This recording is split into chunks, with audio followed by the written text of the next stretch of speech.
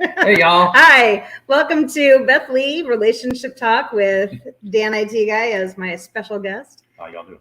And so we wanted to say hello. Welcome to Hump Day Wednesday. Very excited to be here. Our puppy says hello too.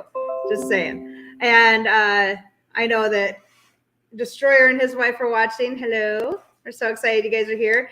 Colleen Tebow, I'm so happy that you're here. And we have your book on its way. Yes. Tomorrow I am mailing it out, so very excited about that. Turlo's Garage is here. Hello. I'm so happy. What's going on, man? So happy you're here. So today, I should probably do the like and subscribe button, right? We can do that little banner. Yes. We encourage you to like, subscribe, comment on our show, and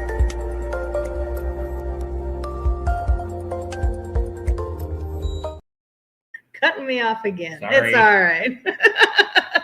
If you like the show, we encourage you to pass the word to your friends, your neighbors, your enemies, anybody that you think might benefit from watching the show and improving their marriage, improving their relationship with their spouse, improving their relationship with their girlfriend or boyfriend. This isn't just exclusively for husband and wife, it's improving all the relationships in your life. So spread the word. Yes. What's up, bro? Hi. Anyway, so last week we talked about, I got to get my notes. So last week we talked about friendship. So we talked about having, hi, Mama-san. We talked about having friendship and making that the basis for your relationship. Because if your friendship is strong, you're going to be able to weather some of those storms in your life and your marriage a little bit better because here we go. Has Dan emailed me? Not yet. So Dan's going to email the PayPal stuff. So we'll take care of that after the show. Right away after the show, I promise. So we will get right on that. So we know that like in our relationship, we started out as friends, we mentioned that. And we've realized that like when we're arguing, when we're having some kind of a discussion and it's getting a little heated, we can always fall back on that friendship that we have and start talking to each other more as friends. And that kind of takes the heat out of the relationship a little bit. And, kind of remind ourselves, hey, we're friends here. So you keep that mindset of friendship, and it helps keeping that relationship, that friendship going throughout your marriage really helps once the kids are out of the house so that you're not just roommates. You don't want to have just a roommate situation. You want to have a marriage.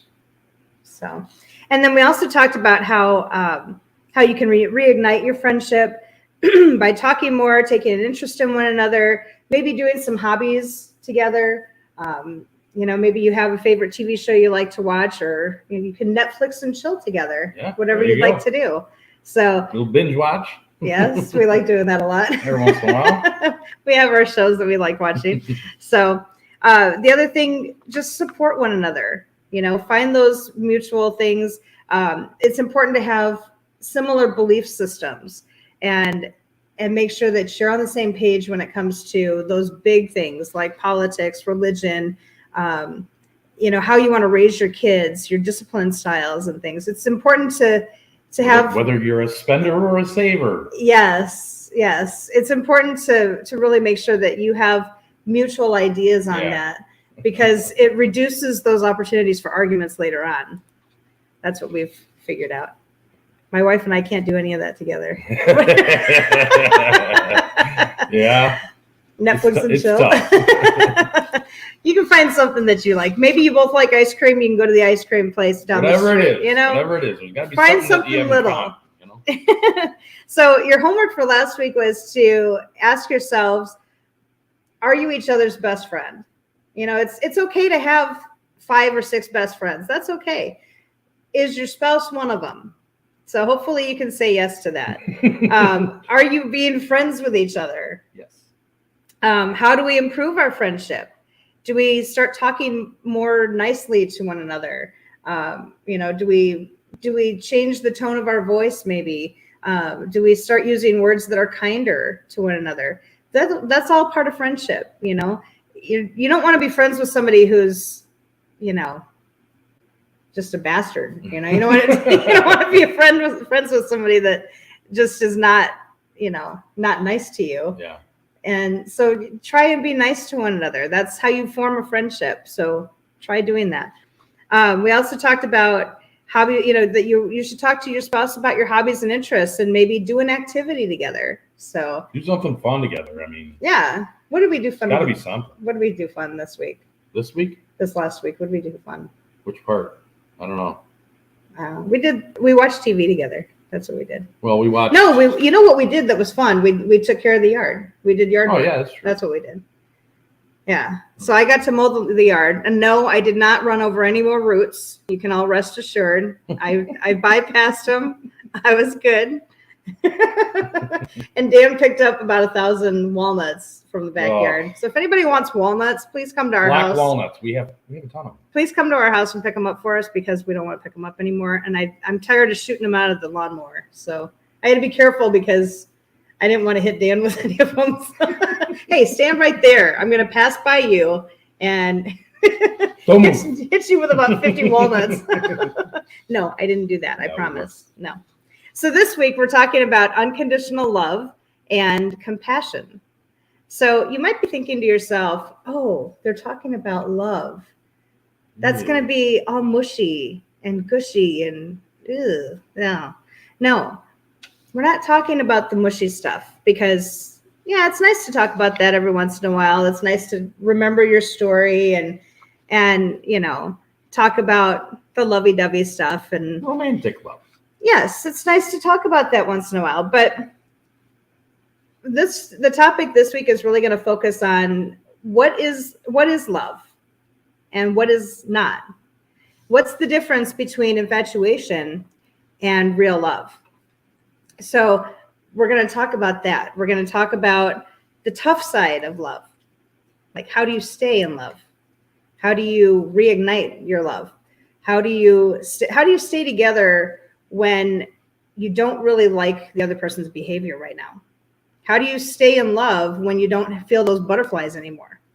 So we're going to talk about some of that stuff right now. So unconditional love, what is it? A really, really good example of unconditional love is the love we feel from our moms. Not so much our dads,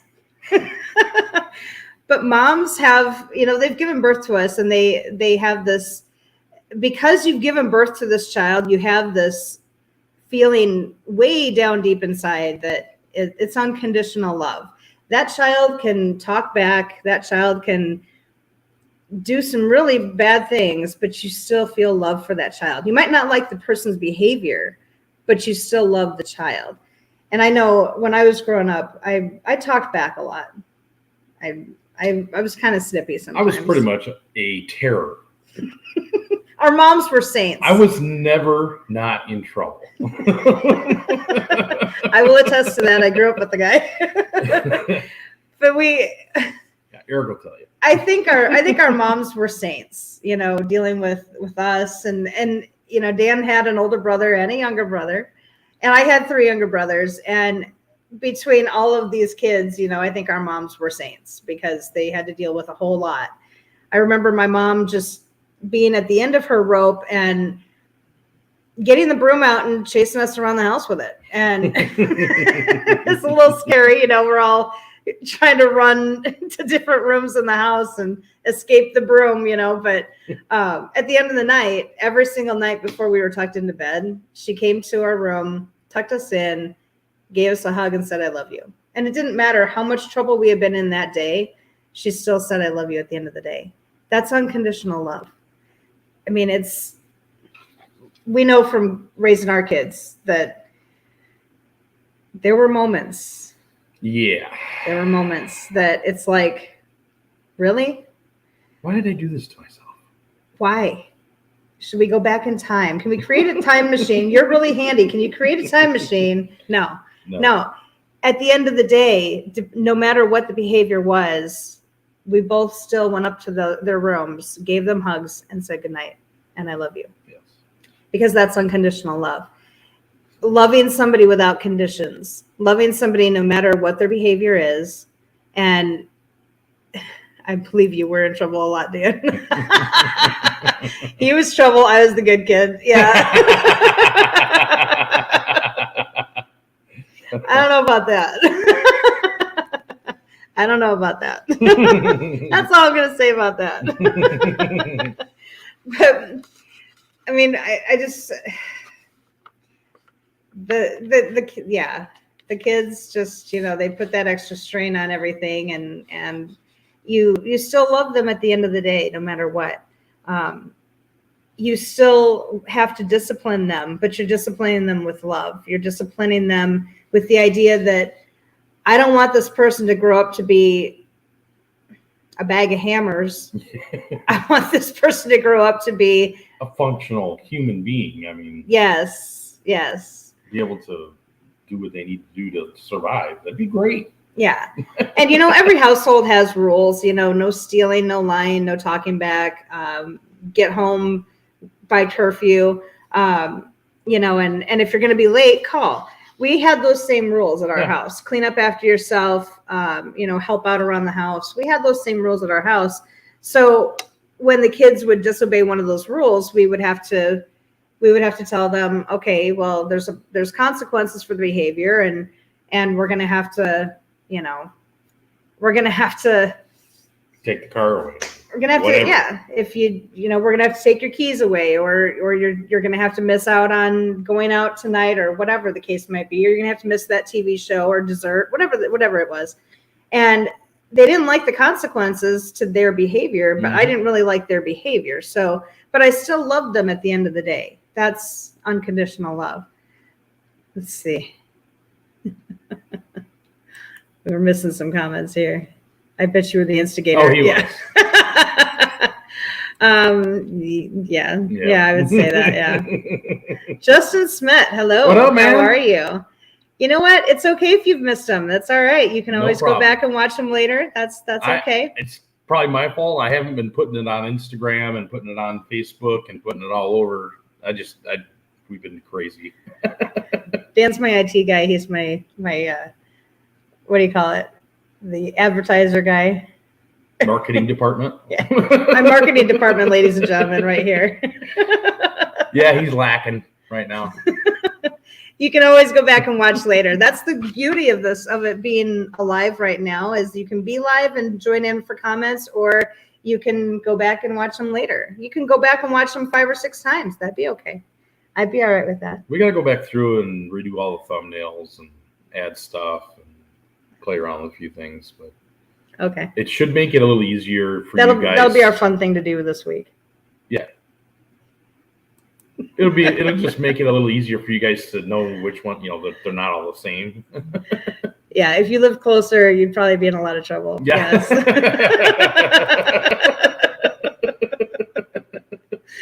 Yes. Yeah. Fire your IT guy. Ah, Yes. that's it. I'm fired. For some reason, your channel isn't giving me notifications. Okay. Well, if you where's my cattle prod? sometimes you have to click the bell. Like, Do I have a bell? yeah, there's right next to where it says subscribe. If you look at here, I'll show you what I'm talking about. No, right you don't now. have to do it right now. It's all right. This thing.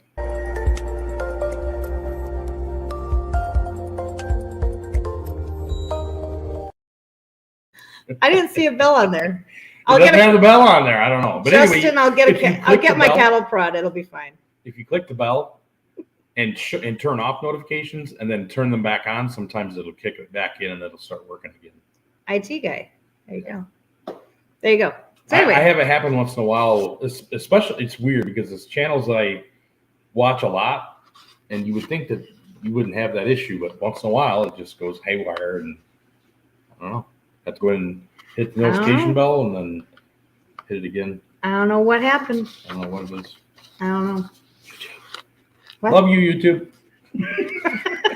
Don't get us in trouble. I'm not getting nothing. All right. So what are some examples of when you have to practice unconditional love, like right now? What is it? Make sure the bell is white. Yes. Oh, because it's grayed out or something? It's background color unless you click it, and then it turns white. I see. And that gives you notifications for lives and for videos and whatever you might be putting out. So this hot topic is turning into a how-to for YouTubers. Sorry, apparently. guys. Sorry, honey. That's okay. So when should you be practicing unconditional love? When you've been arguing all day and you decide, you know what, we're just going to go to bed angry. I don't want to talk about this anymore. Let's reconvene at a later time when we're both more rational and calm. And you still say, I love you at the end of the night. That's unconditional love. Even if it's through gritted teeth. Sometimes it is. And that's sometimes okay. It is. That's okay. When you've been arguing all day and he has to leave on a business trip and you still wish him safe travels, that's unconditional love. When she goes out with the girls and comes home and she's a little drunky drunk, it's never happened, but you've got to hold her hair back. Got to do it, brother. Yeah. Do it with your family no matter what. Yep. Yes, exactly. Picking your child up from school when he's been suspended and he's being led out with the dean of students. And you've practiced your speech the whole way over there about what you're going to say and how you're going to ream him out. And then you see the look on his face and the tears rolling down his face, and you choose gentleness and give him a hug and say, let's go to the car and we'll talk about it later. When we're both really calm, we'll talk about it later. You're so much more gentle than I am. Sometimes. Depending on sometimes. Hey, Tim Windsor. Nice. What up, hello, Tim. You and me both, buddy.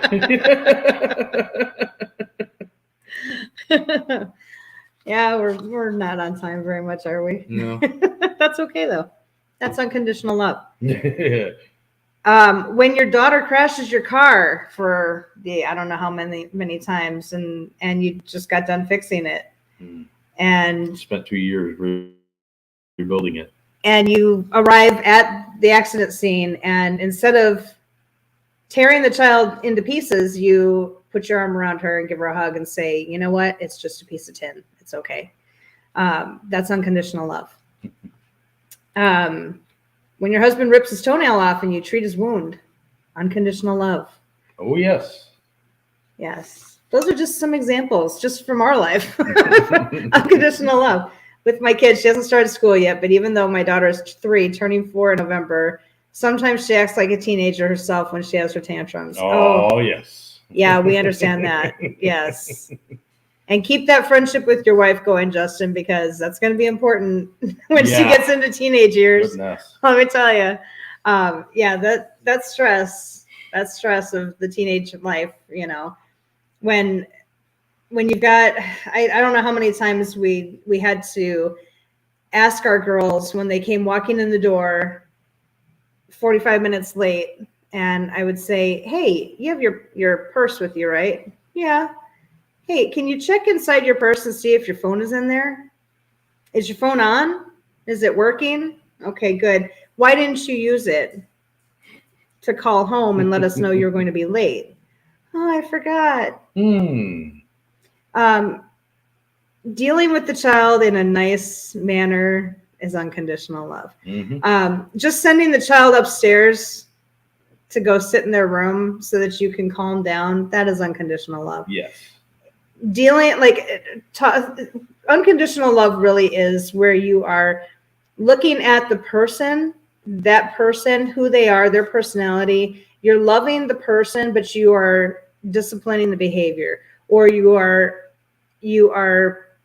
directing your words to the behavior. So when Dan and I have our discussions, we try really hard to focus on the topic at hand and the behavior. So, for example, I don't know, leaving dishes in the sink. Neither one of us ever do that, which is awesome. But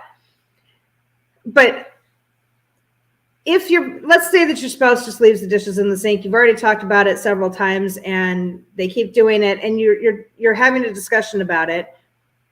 You want to focus on leaving the dishes in the sink rather than you're a scumbag because you didn't put the dishes in the dishwasher. That is not unconditional love. That you're focusing on the behavior itself so that that way the person doesn't get defensive about themselves.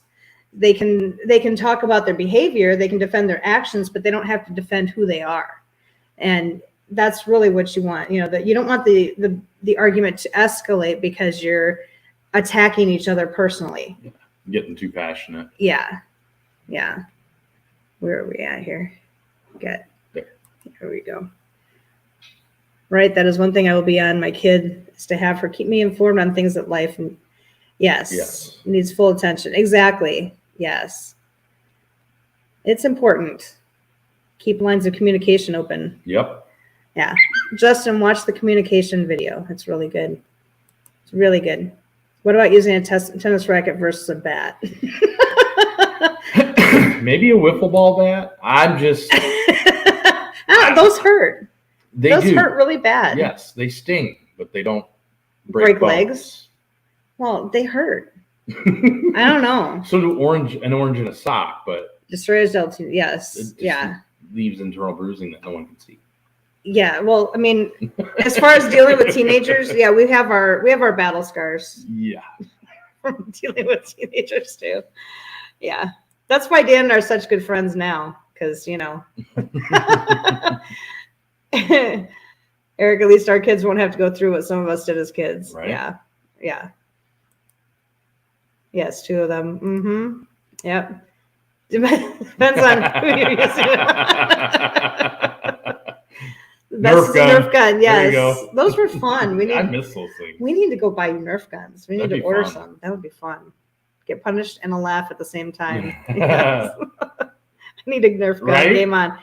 The best thing about kids, though, when you're dealing with the negative behavior and everything, Dan and I would sit down at the end of the night, every single night, and we would talk about ridiculous things the kids had said that day, and it was great fun. It was fun. We still laugh about some of the things. I remember trying to have a chat with the middle one and about her attitude, and she was being a little bit of a know-it-all with me. The oldest one comes up to me when the middle one went off crying, and she said, "You don't have to worry about it. This is just a phase she's going through. She thinks she's a know-it-all. It'll pass." And I'm like, "Really? Will it?" Well, I don't think it's passed for you. Yeah, Dan and I still laugh about that one because I'm like, okay, use your words. Oh my gosh. They use my words. Oh my God. Yeah, that's not good. Yeah. Yeah, our kids would try into doing that same thing with us, and I'm like, no. Or the best is when they try and get into a semantics war with you, where they try and point out the details of exactly what you said. I'm the wrong person for them to try and do that with. So is Dan. So that was great fun. Yeah. That was fun. That was actually really fun. Problem is it's a battle of wits with an unarmed opponent. It's not even fun. Yes. So unconditional love, it takes a whole lot for your spouse to continue loving you even when you're not acting lovable. And we've all had those times where we're not acting lovable. I know I have. Yeah, I mean, there's just those times where you wake up on the wrong side of the bed, and maybe you wake up on the wrong side of the planet. I don't know. And you just, yes. Oh, there you go. The worst thing is one parent against the other. That is the truth. Yes. That is the truth. Well, Dan said I could do this. Really? Whoa, wait a second. You told me that she's okay. Nah, I see what you're doing. That's where it really comes in handy to have your little evening talks with one another and say, hey, the kid came to me and said this. Did you say that? No. Okay. Now we'll call the kid in and we'll have a mini hearing. Yeah, she's a litigator. Yeah. Oh, and it's good to develop your questioning skills. Just telling you, since your child is 3, turning 4, it's really good right now to practice, to hone in on those questioning skills. The prosecuting attorney skills. We all have them. So get those under, practice those with your wife, and figure out, like, just make them really, really good. I fold right away and then remind her if it did not work out using her method. Yeah. Yeah. We said that line to our kids all the time. How's that working out for you? Yep. We still say that. How's that working out for you? Your plan seems to be working really well. Is it? Yeah, very true. And that's why we're lucky to have our spouses there that are there for us and be our rocks for each other. Exactly. That's Amen. One thing where Dan and I, the kids would start in, I would text Dan if he was out of town. I would text him and say, hey, question for you. And repeat what the kids said. And he's like, no, I didn't say that. Oh, okay. All right. So, what? Not yet. So, unconditional love means too that you're looking past yourself and you're looking beyond yourself. You're focusing on the other person. So you're putting that person and their needs above your own. If both people are doing that, you're going to have a really successful relationship because you're both going to be lifting each other higher and higher. It means you're dedicated to the relationship and that you're choosing the person every day, because love is not a noun. Love is a verb. Love is an action. So love really means choosing that person every single day, waking up every morning and choosing this person here. His name is Dan. All of you out there, you don't have to choose Dan, but I do. So you're choosing this person every single day. You're choosing to love him. You're choosing to love her. You're choosing to be with this person and dedicate yourself that whole day to this person. I know what you're looking at. Stop it. Anyways, so there's a song. I don't know when it was popular. It was popular like in the 90s, I think, or 2000s. I don't remember. It's called By Your Side by Sade. I love this song. I recently heard it like a couple of months ago again and just fell in love with it over again. This song talks, I had to write the lyrics down because if you look at the lyrics, it's so pretty. You know me better than that, to walk away from you, to leave your side. And when you're down, I wouldn't leave you. I'd stay by your side. And it's just beautiful, just really pretty. So I encourage you to listen to that song, read the lyrics to it. It really talks about unconditional love and staying there, choosing one another every day. It's just really pretty. I like it. But anyways, so we talk about, we hear it all the time, like people falling in love and, they fall in love easily or they fall in love quickly. They also fall out of love quickly. That's not really love. That's more of an infatuation. Infatuation is the butterflies in the stomach and your heart racing and you really can't get enough of each other. That's really infatuation. And that's how your relationship can start out. That's how ours started out. Yeah. I think we were in the infatuation phase for like 20 years. Somewhere in there, yeah. Like 28 years or something. But like you start out in infatuation and then it grows, it deepens. That's the hope anyway. For some people, it never deepens. It works in relationships too. I learned in motorsports, when stuff goes wrong, it's best to fix the problem first. Yes. Then assign blame and fix it later. Yes, when you assign blame first, you still have the problem and anger too. There you go. That's exactly it. That's a prime example. Mm-hmm. Like so many people want to look at the symptoms and not look at the root cause.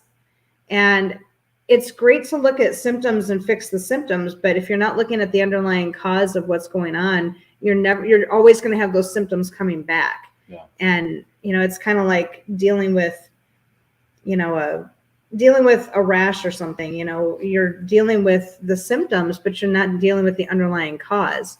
And that's really where you fix the problem, is the underlying cause. Yeah.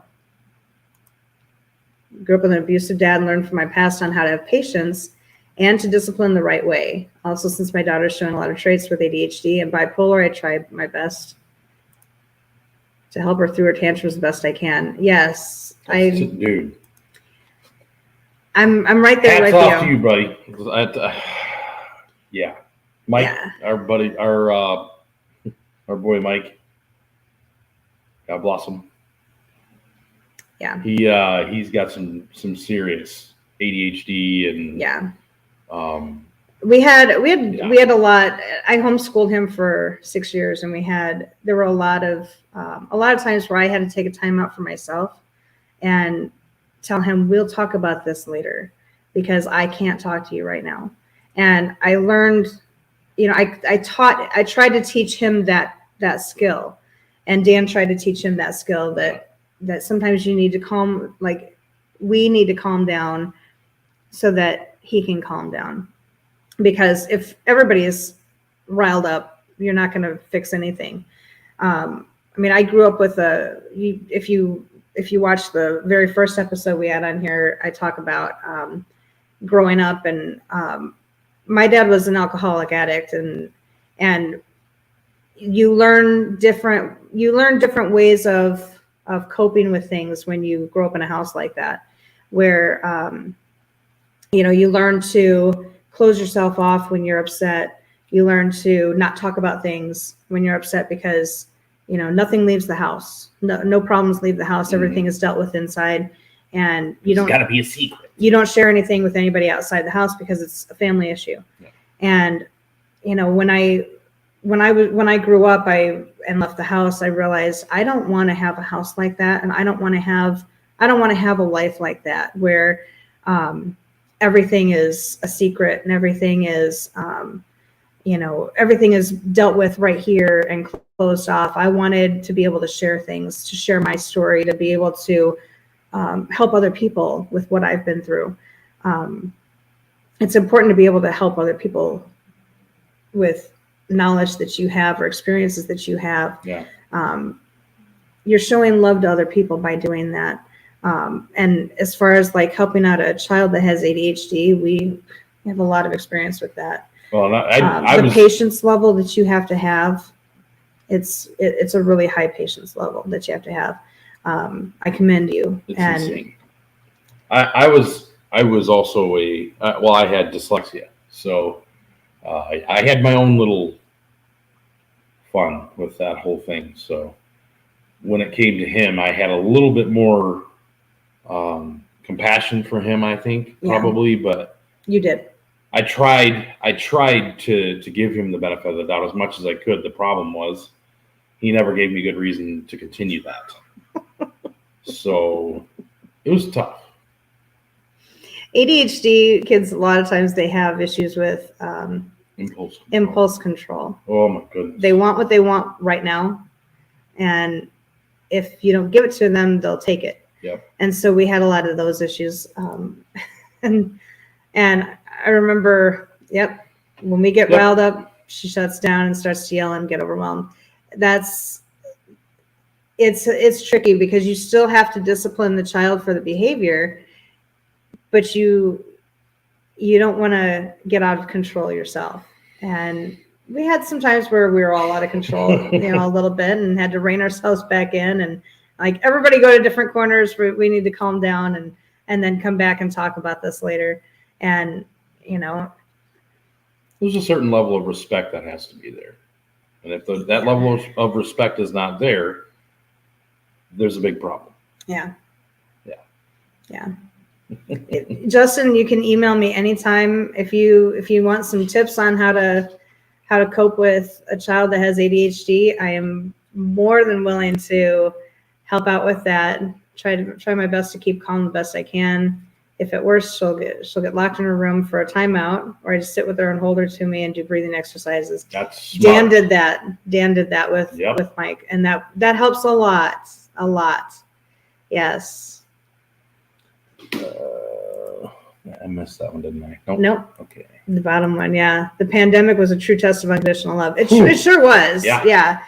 I mean, it sure was, and Dan is still working from home, and we kind of realized early on when Dan started working from home that we really, really like being around each other most of the time. There's times where we don't like being around each other. we need our space just like everybody else. I mean, but we realized that we really like being around each other, and but that the pandemic really did show that there's it's a true test of unconditional love. Do you like this? Do you really love this person that you're locked in a house with right now? And you can't go anywhere, you can't do anything. Do you really love this person? Is this person, are you able to overlook some of those flaws and irritations and the bad moods, the petty differences that you have? And some are, some not. My mom was a CNA, so she taught me. So with me, she taught me as a child of dealing with my own ADHD. Wow, nice. That's awesome. Yes. It has created mental and emotional issues in both of our kids, and I'm sure most kids that went through being taken away from their friends. Yes. Yes. I had I had already homeschooled our youngest during that pandemic or before the pandemic. So, I had already homeschooled him for 6 years. So his issue wasn't so much being taken out of school. He didn't want me to homeschool him again. And I said, well, I'm not homeschooling you. But he didn't want to be in the house anymore. He wanted to be back. He wanted to be with his friends. And I'm sure all of the kids really wanted that. And yeah, for sure. Yeah. A lot of issues in his, those kids too. To me, it stunted the kids. Honestly, there's got to be something done about that. I remember at the end of, they had closed school at right after spring break, the first 2020? Yeah, 2020, and so at the end of the school year, there for the rest of that school year, it's 2-3 months of school left. So he's bringing home school, or he's having schoolwork sent to him that's for a third grader. He was a sophomore in high school. Yeah. And I'm like, that doesn't make any sense, And then junior year starts and same kind of shit, where he's being given third grade work and he's a junior in high school. And I'm like, this is stunting his growth as a student. Yeah. He's not learning anything. They were having him read, like for history class, reading an article online. And I'm like, really? What are you learning? What are you learning? You're not learning anything. And so at the end of the year, they sent out a survey. Wrong person to send a survey to. I can tell you that right now. Anybody watching this that sends out surveys to people, don't send one to me because you don't want to hear my opinion. But I let loose. And, after homeschooling this kid for 6 years, I knew the type of work he was capable of. And I told the school system, I could understand those first 3 months after spring break that you would give, kind of kiddie work to these kids, to these students, these sophomore students. I can understand that. But you've had those 3 months plus summer. You've had time to prepare for this. You knew this was happening. You should have prepared better, and you should have gotten more. You should have gotten better work for these kids to be doing. And I let loose. Yep. Stuck trying to figure out how to help. Counseling is a path we have used. Yes. Yep. The main path we chose. Yes. Create a really difficult work environment too. A lot of stress. Ooh, yes. Unemployed for a year affected us all. Unconditional love was the key to getting through it all. Yeah. Same thing. We ended up moving here to Illinois, and Dan you were out of work for how many months when you were trying to find a job? It was 4 months? September, so October, and I started in January. 4 months, 5 months? Something like that, yeah. Like 4 or 5 months. And he was starting to get worried, because he's like, I can't find anything. I don't have a job. I don't know what we're going to do. And, and it's the other person's job at that point to try and calm the stress, and really rise up and say, okay, we're going to handle this. Everything's going to be fine. We'll be all right. We prepared. We had a cushion. Yeah. It wasn't like we were going to die or anything. It just was, It's just stressful. Yeah. I don't like not making money. I just don't like it. I don't like not, if I feel like I'm not contributing, I go into a spiral. Anyone who's ever been through it knows. It's tough.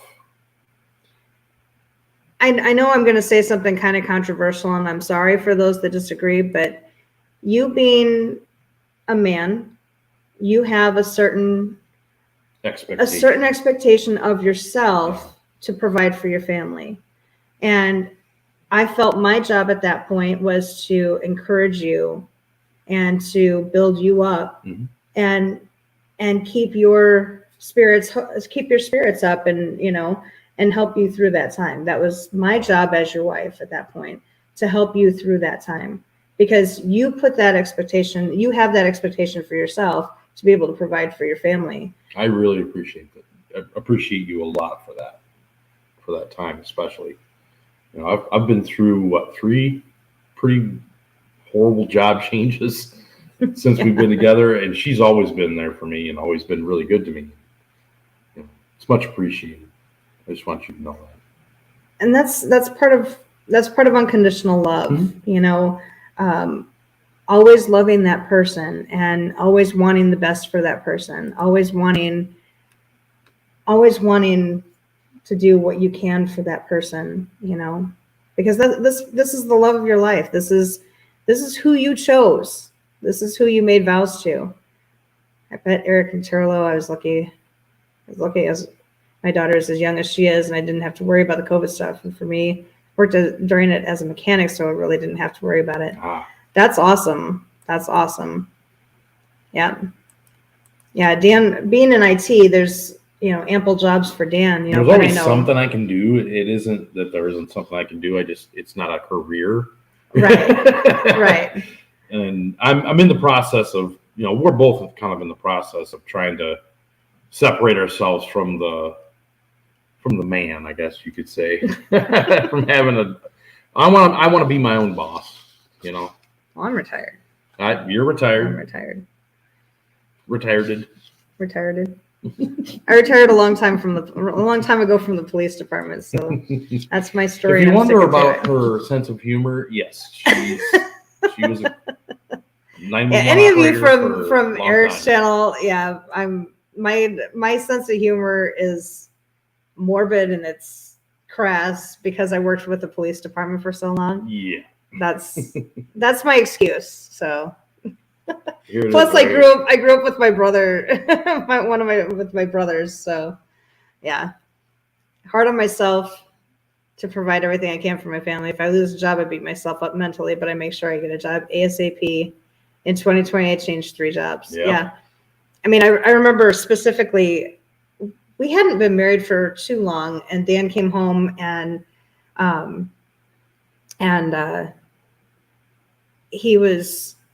he had called me when he left the office. He had been fired from Verizon, and he called and said, this is what happened. Laid off.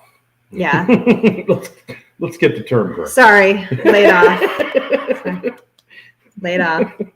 Because if they actually fired you, you'd be able to collect unemployment. So they can't do that. Right. They just lay you off. So he came home and he was talking to me on the phone, and I could tell he was really upset, and so I said, just come home, we'll talk about it. Just come home. And he walked in the door, and we didn't even say anything to each other. He just came inside the house, and we had just bought a new house. That's what it was. We had just bought a new house. That's right. I think we had bought our house. I think forgot about that. Yeah, we had been in the house for 3 months. Yeah. And he comes in and he didn't even say anything. We just gave each other a hug, and I think we held each other for probably a good 5 minutes in the kitchen and just cried together, Yeah. Said, we'll figure it out. So September changed to mechanic position in diesels in 2020. It's a good gig, man. Pushed me to create YouTube, then my business. Yes. It's been amazing. Yeah. Furlough.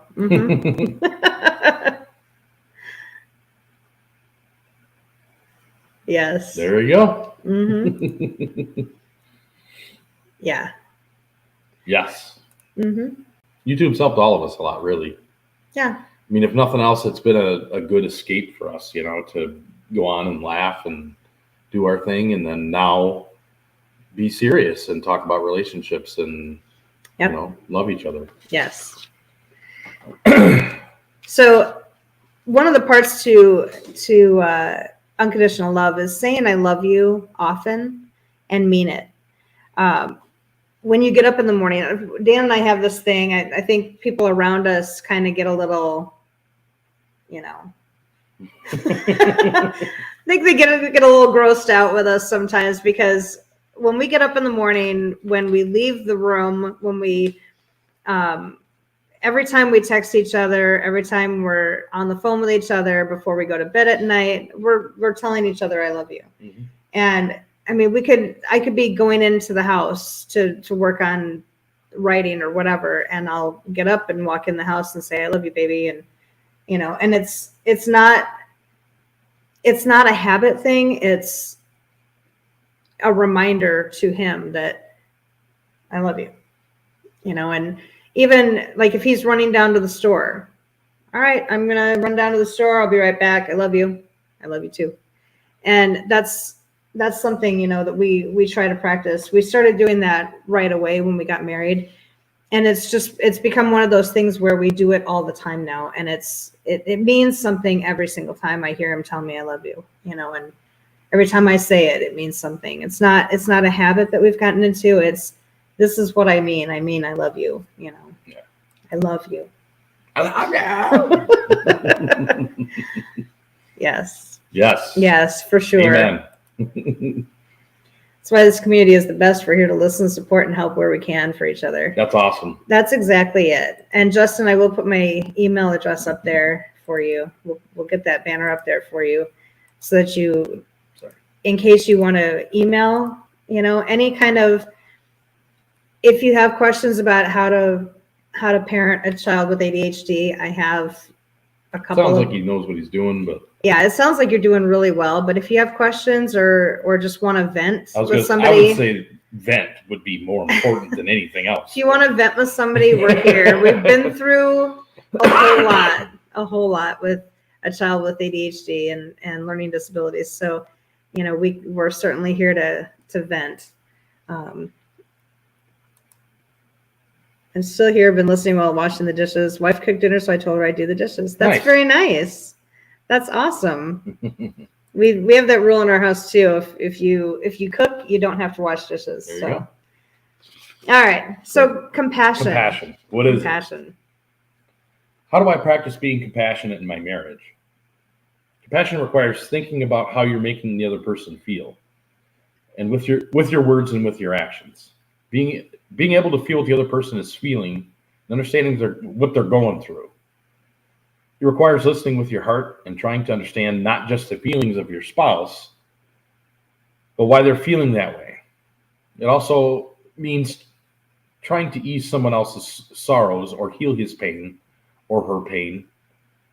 Having compassion for my spouse means that I can put myself in Tracy's shoes and feel what she's feeling. When she cries, I can taste the salt from her tears.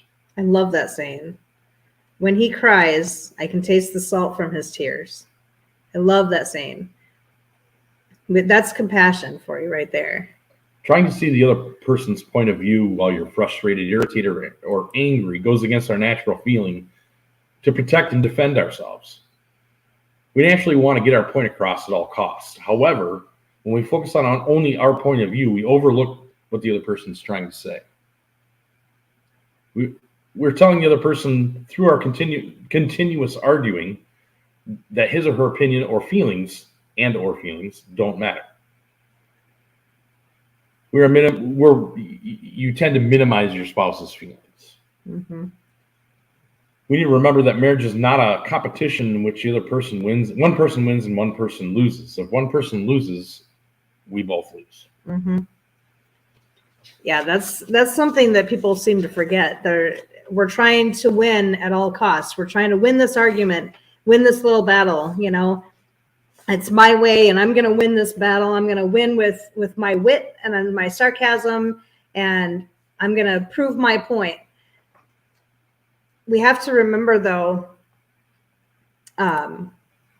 that points are sharp, whether it's the point of a knife or the point of a sword or the point that you're trying to make in an argument. Those are sharp, and they hurt, they cut. Yeah. So when you're making your point and you think you're winning, the relationship is losing because the other person's losing. If one person loses, the relationship loses.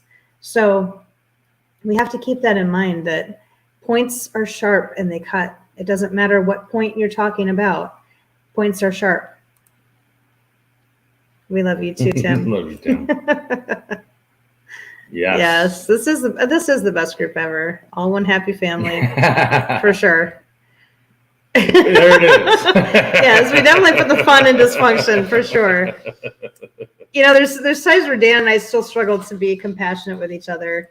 When our pride takes over, we talked about pride a couple of weeks ago, and so when our pride takes over, when you're in the heat of a battle with each other, when each of us is not backing down, but we're driving home our point, sometimes we fail to see how badly we're hurting each other.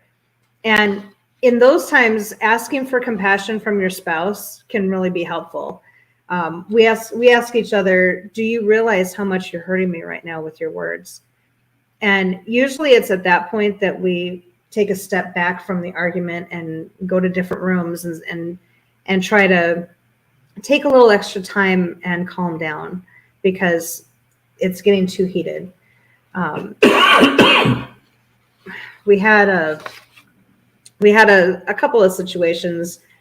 A few years ago, we were arguing about something, and Dan had made a comment to me that was really hurtful, and I didn't say anything back. I just walked upstairs, and I came back downstairs about 10 minutes later, and he met me at the bottom of the stairs, and he said, "I am so sorry. I know what I said to you was really hurtful, and I didn't mean it, and I'm sorry."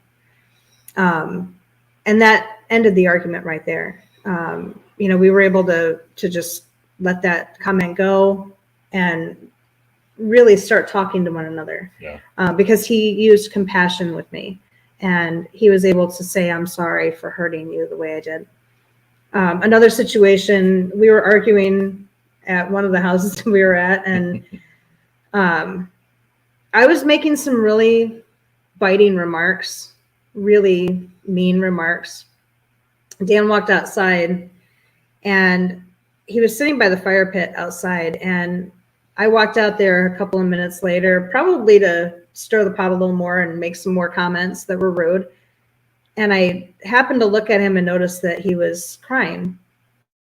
And I couldn't keep arguing. I could see how much I had hurt him, and the only thing I did was say, I'm sorry. I'm sorry that I hurt you.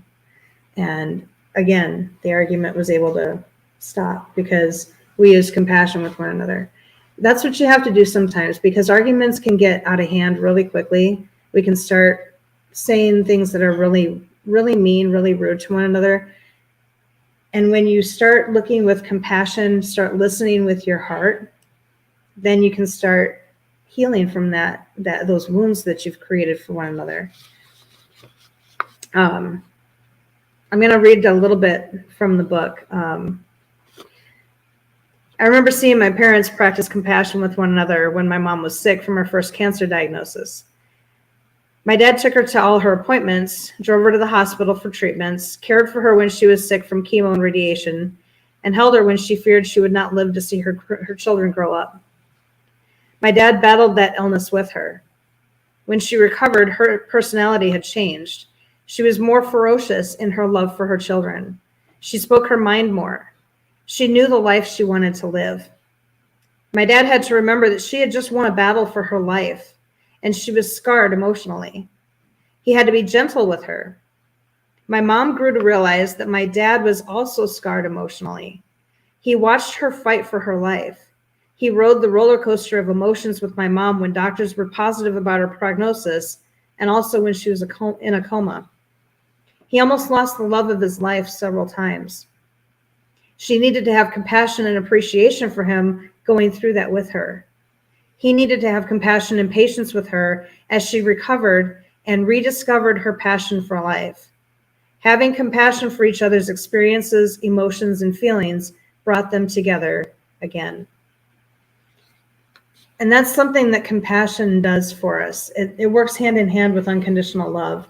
You're listening with your heart and you're feeling what the other person is feeling. You're tasting the salt from their tears and you're truly loving the other person. So this week's homework. This week, I want you to try to be more compassionate with each other. Try to see where the other person is coming from. Try listening with your heart to the feelings that are behind the words. And think about a time when your spouse showed compassion to you and how it made you feel, and then talk to each other about that. The second thing that I want you to do is I want you to think about how you define love. Think about how your spouse shows love to you and how you show love for your spouse. And then I want you to take a piece of paper out, pretend it's the 90s, get out and get a piece of paper out and write a love letter to your spouse. And talk about those feelings of love that you have. Talk about certain times that have increased your love for your spouse. Talk about what you appreciate about him or her. Try and include some of those details. And then schedule some private time with each other, maybe when the kids have gone to bed or, maybe they're out for the night or whatever the situation is. And then sit down with your spouse and read your love letters to each other. The last thing that I want you to do, I mentioned the song By Your Side by Sade. I would really like it for you. I would really like for you to just go on YouTube. They have videos that you can watch that have the lyrics that show on the screen. I want you to listen to that song while the lyrics are playing and read the lyrics while you're listening with your spouse. I know Dan and I have done that a couple of times, particularly with that song, and we both ended up crying. And then I want you to listen to it again without the lyrics. Maybe dance with your spouse. Take some time to love each other, to really love each other this week. Helps sometimes to remember that anger comes out of fear. If someone is angry at you or you are angry at someone, look for the underlying fear. There you go. Yes. Well said. Very well said. Well Exactly. said. My wife gets mad when I lick her tears. What's the underlying fear there? I don't know.